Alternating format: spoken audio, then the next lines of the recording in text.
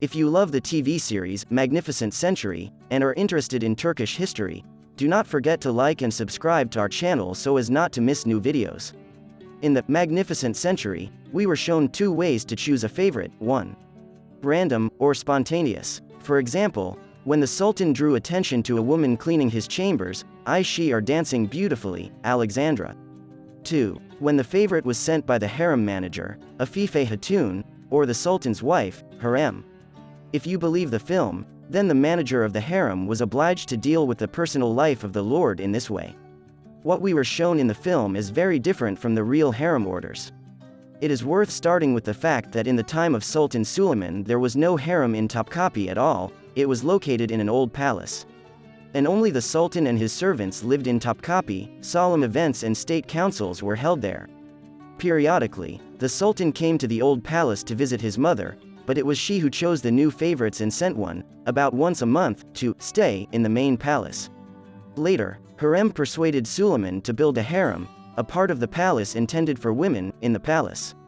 He gave in, but the harem was replenished with new women already during the reign of their son Selim, and at the same time new rules were adopted regarding the relationship of the Sultan and his harem.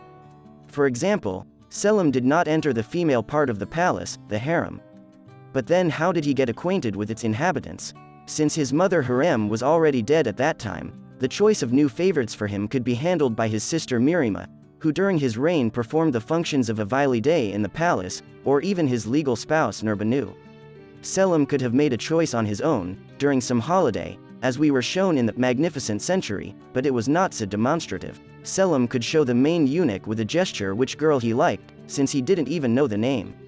The eunuch memorized her, and when the Sultan asked to prepare the chosen one, he immediately understood who he was talking about. Usually the Sultan sent a small gift to the chosen one, and no one except the Sultan, the chief eunuch, and perhaps a couple of other maids knew who and when would go to the Sultan. It was not accepted to advertise personal life, and it was dangerous, so the Sultan's chosen one could suddenly fall ill or even die, because there were a lot of people who wanted to fight for the Sultan's heart. So, the secrecy with which Gulnahal and Firuzi led to Suleiman roughly corresponds to reality. As for the main woman of the Sultan, she had some advantage. The night from Thursday to Friday belonged to her. However, the Sultan never came to his wife's chambers, as we were shown in the series. She was walking towards him. The version about the handkerchief thrown by the Sultan was refuted in the 18th century.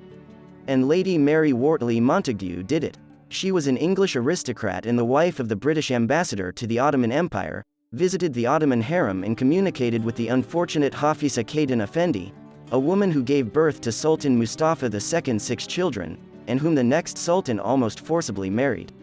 So she told me that the story with the handkerchief was completely invented, and that the Sultan, when he wants to call some woman, tells the Kaisalyar Aga, the main eunuch, about it, who informs the chosen concubine about the Sultan's desire.